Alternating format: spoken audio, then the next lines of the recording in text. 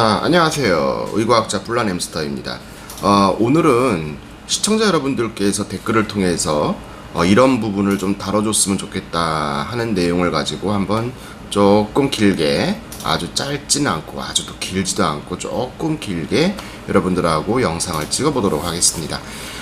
오늘은 이제 우리 인격장애 중에서 인격장애는 경계선 인격장애도 있고, 그 다음에 또 연극성 인격장애 여러가지 이런 것들이 많이 있는데, 연극성 인격장애에 대해서 여쭤보시는 분들이 계시더라고요. 그래서 오늘은 그 연극성 인격장애가 어떤 것이고, 또 이런 사람을 제가 주변에서 많이 봤는데, 주변에서 봤을 때 여러분들은 어떻게 대처해야 되는지에 대해서 여러분들하고 말을 한번 해볼게요.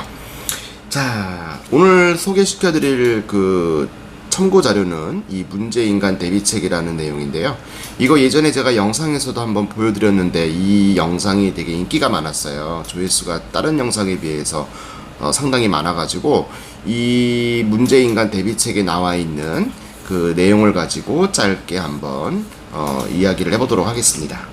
자, 여기 보면은 이제 늘 대화의 중심이 되어야 하는 사람 해가지고 히스테리성 인격 장애 이런 표현이 나와 있거든요.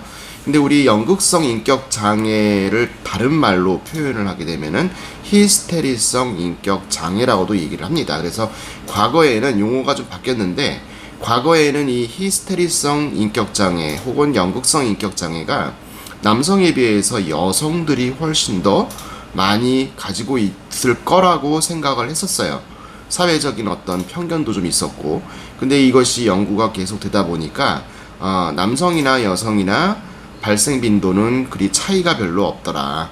다만 남성에 비해서 여성이 이 장애를 가지고 있을 때 사회적으로 나타나는 그런 발현 빈도가 훨씬 더 많고요. 그리고 노출되는 정도가 훨씬 더 많기 때문에 여성이 더 과거에는 이 장애를 많이 가지고 있었다라고 생각을 했던 것 같아요. 자, 그래서 제가 지금 말씀드리는 그 히스테리성 인격장애 혹은 연극성 인격장애를 가진 사람들의 특징을 한번 몇 가지 예를 들어보면, 자신이 관심의 중심에 있지 않은 상황을 상당히 불편해해요. 그러니까 말 그대로 연극성이라는 거는 우리 연극이라는 게 남한테 보여주기 위한 거지 않습니까? 그래서 어떤 이 장애를 가지고 있는 사람들은 자신의 외모라든가 또는 자신의 어떤 행동이라든가 이런 것들을 자꾸 다른 사람, 자기가 알지도 못하는 타인에게 자꾸 노출시키려고 합니다. 그러니까 보여주려고 한다는 얘기죠. 쉽게 말해서. 그러니까 모든 이런 성격을 가지고 있는, 이런 장애를 가지고 있는 사람들의 특징을 가만히 보면 모든 행동이 남한테 보여주기식 행동에 불과하다는 것을 우리가 관찰할 수가 있습니다. 또 다른 사람을 대할 때 외모나 행동이 아주 그 상황에 부적절하게 느낄 정도로 유혹적이라든지 또는 자극적으로 합니다. 즉 표정이라든가 또는 몸가짐 이런 것들이 마치 그 연기를 하듯이 이렇게 나타나거든요. 그래서 상황에 맞지 않는 경우에도 타인의 관심을 받을 만한 그런 태도를 취하게 되는 것이 이 장애를 가지고 있는 사람들의 특징이에요. 또 감정이 상당히 빠른 속도로 변하고, 또 지나치게 인상적이라든지 또는 자신을 어떤 극적으로 좀 드러내고 과장된 그런 감정을 표현하는 사람들이 있죠. 또 이 혹자는 자신의 감정을 좀 많이 이렇게 표현하는 사람이 오히려 그 대인관계에서도 좀 더 뛰어나고 그런 게 아니냐라고 하는데, 상황에 맞지 않는 그 감정을 너무 노골적이고 과하게 표현을 한다는 데 있어서 문제가 있는 것입니다. 그리고 이 사람들의 특징은 어떤 그 타인에게 자신을 좀 드러내고 자신의 관심을 좀 집중시키기 위해서 어떤 그 매혹적인 유혹 이런 것들을 주로 이용을 합니다. 외모를 많이 이용하기도 하고요. 그래서 이런 사람들을 우리 주변의 직장이라든가 이런 데서 보면은 종종 비슷한 경향을 가지고 있는 사람들을 많이 볼 수가 있거든요. 그렇다고 해서 이런 사람들이 다 이 히스테리성 인격장애 또는 연극성 인격장애냐 라고 생각하면은 좀 문제가 있고요. 물론 모든 사람은 남한테 다 잘 보이기를 원하고, 특히 이성 간의 관계에서는 서로 잘 보이려고 외모를 가꾼다든지 좀 과장된 표현을 한다든지 그렇게 하는데, 이 장애를 가지고 있는 사람들의 특징은 뭐냐면은 상황에 맞지 않는다는 얘기예요. 그러니까 내가 이 행동을 할 필요가 없는 상황임에도 불구하고 너무 그 과장된 표현이라든가 과장된 감정 이런 것들을 하고요. 주로 이거는 또 하나 이제 이성 간의 관계뿐만이 아니라 동성 간의 관계에서도 자신의 외모를 타인에게, 동성에게 어필하려고 하는, 너보다는 내가 훨씬 더 이쁘고 너보다는 내가 더 멋있고 이런 어떤 그 성향을 보인다는 점에서는 조금 다르다, 이렇게 우리가 얘기할 수가 있습니다. 자, 그럼 이렇게 주변에서 이런 사람들을 봤을 때 내 주변의 지인이라든가 내 주변의 친구들이 이런 성향이 너무 심하다, 그러면 어떻게 돼야 되느냐. 자, 이 책에서는 어떻게 나왔냐면은 이들이 왜 이런 성격을 가지고 있었는지, 이런 성격을 왜 가지게 되었는지를 먼저 이해를 해줘야 될 필요가 있어요. 대표적인 프로이트라는 우리 정신분석가 있지 않습니까? 프로이트의 오이디푸스 컴플렉스라는 게 있는데, 요거는 제가 다음 영상에서도 보여드릴 예정입니다. 오이디푸스 콤플렉스라는 이론은요, 기본적으로 여자는 아버지에게, 그러니까 딸은 아빠에게, 그리고 남자는, 아들내미들은 어머니에게 성장 과정에서 좀 더 집착한다라는 이런 이론이 바로 오이디푸스 콤플렉스예요. 그래서 나이가 들면은 이제 집착을 버리게 되고 다른 사람에게로 관심이 넘어가게 되는데, 여전히 나이를 먹어가면서도 부모의 그림자 안에서 살아가는 그런 사람들이 있어요. 되게 이제 히스테리성 여자들은 상대방이 아빠처럼 자신의 모든 것을 다 받아주기를 바라는 거죠. 응석을 부리면 다 받아주기를 바라고, 또 히스테리성 남성들의 경우에는 여자들에게 집요한 관심을 보이게 됩니다. 그래서 자신이 한 어떤 행동들이건 간에 모든 거를 다 여성이 이해해 주기를 바라고 수용해 주기를 바라죠. 그래서 원래 성장 과정에서 아들들이 엄마에게 좀 의존적인 성향을 많이 가지고 있는 그런 아이들이 있지 않습니까? 엄마는 모든 거를 다 받아들여주고 수용해 줄 수 있으니까. 자, 그래서 이런 여자들을 대하는 남자들의 한마디, 또 그녀가 매력적으로 보이는지 한번 생각을 해볼 필요가 있습니다. 또 남성들의 입장에서는 이 여자들로부터 관심을 받아보고 싶으냐 이 말이에요.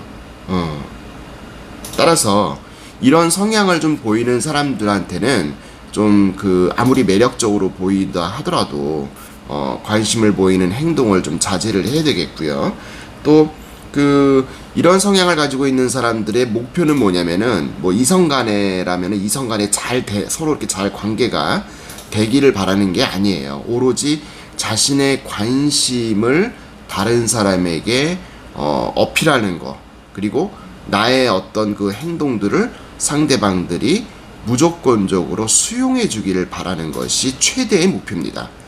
근데 거기에 같이 동조를 하거나 또 호응을 해주게 되면은 이 사람들의 입장에서는 자기의 어떤 행동이 잘못되었다라는 거를 전혀 인지를 할 수가 없습니다. 그래서 이런 사람들은 조금 이런 사람들 앞에서는 좀 내가 관심을 좀 덜 보여주고 이렇게 무관심하게 대해준다면은 이 사람들의 입장에서는 나의 어떤 행동이라든가 나의 감정을 저 사람이 이해를 안 해주고 또 받아들여줄 의향이 없다라는 것을 인지하게 되기 때문에 그런 행동들을 조금 감소시킬 수 있는 그런 좋은 방법이 될 수가 있죠. 그러니까 제가 지금 말씀드리는 거는 이런 장애를 가지고 있는 사람들의 입장이라기보다는 이런 사람들을 제 주변, 여러분들 주변에서 봤을 때 어떻게 대처해야 되는가라는 것입니다. 자, 대신에 하나 또 기억해야 될 게 뭐냐면은, 그렇다고 해서 무조건 이 사람들의 감정 표현에 대해서 비난을 하거나 또는 무시를 하거나 완전히 차단해버리면 안 돼요. 그렇게 되면은 오히려 그 사람들의 입장에서는 자기를 무시한다는 그런 생각을 많이 하게 되기 때문에 오히려 다른 어떤 폭력적인 행동이라든가 이런 것들도 좀 나타날 수 있는 성향을 가지고 있죠. 그래서 오히려 이런 사람들을 받아들일 때는 받아들이는 수용자의 입장에서는 기준을 정해야 되는 거예요. 어떤 기준을 정해야 되느냐? 내가 여기까지는 이 사람의 말을 수용을 해주고 받아들여주고 어느 정도까지는 또 이 기준을 벗어나게 되면은 무시하는 이런 그러니까 무시한다는 게 나쁜 의미가 아니라 그 사람들로 하여금 그런 생각을 좀 감소시킬 수 있게끔 수용하지 말라는 얘기입니다. 그래서 이런 그 적절한 쉽게 말해서 이제 저는 밀고 땡기기라고 얘기를 하는데 이 밀고 땡기기 방식이 상당히 이 사람들을 대하는 데 있어서 수용자든 아니면은 이런 장애를 가지고 있는 분들도 서로에게 좀 윈윈이 될 수 있는 전략이다. 그렇게 해보세요. 한번 해보시면 분명히 나도 그 상대방으로 하여금 스트레스를 받지 않고 또 이 장애를 가지고 있는 분들도 자신의 어떤 과한 행동을 조금 줄일 수 있는 계기가 되기 때문에 이런 행동이 많이 연습이 되고 반복이 되다 보면은 이런 장애를 가지고 있는 사람들의 어떤 그 성향도 조금 감소시킬 수가 있다라는 것이 저의 개인적인 의견이고요. 물론 이런 장애를 가지고 있는 사람은 적절하게 심리 치료를 받아야 되는 거고요. 또 그 사람이 처한 과거의 어떤 성장 배경이라든가 또 환경 이런 것들을 전문가의 상담과 함께 조금씩 한 스텝 좀 이렇게 상담을 받아서 치료를 받아야 된다라는 거를 여러분들한테 말씀을 드리고 싶어요. 아시겠습니까? 자, 오늘은 간단하게 제가 이제 오이디푸스 콤플렉스 배경 이론을 가지고 히스테리성 인격장애, 연극성 인격장애를 가진 사람들을 어떻게 대해야 되느냐 이거를 이제 여러분들한테 말씀을 드렸는데 다음 영상에서는 그렇다면은 이 히스테리성 인격장애, 연극성 인격장애를 가지고 있을 거라고 생각을 자기도 하고 있는 그런 사람들의 입장에서는 어떻게 그러면 이 장애를 좀 치료할 수 있을까 그거에 대한 방법론적인 관점에서 영상을 보여드리도록 하겠습니다. 자, 오늘 비가 많이 와요. 내일까지 장맛비가 많이 내린다고 하는데 여러분들 길 다닐 때 미끄러지지 않게 조심하시고 전봇대 주변에 가지 마시고 하여튼 잘 챙기시길 바라겠습니다. 자, 그럼 저는 다음 영상에서 또 뵙도록 하겠습니다.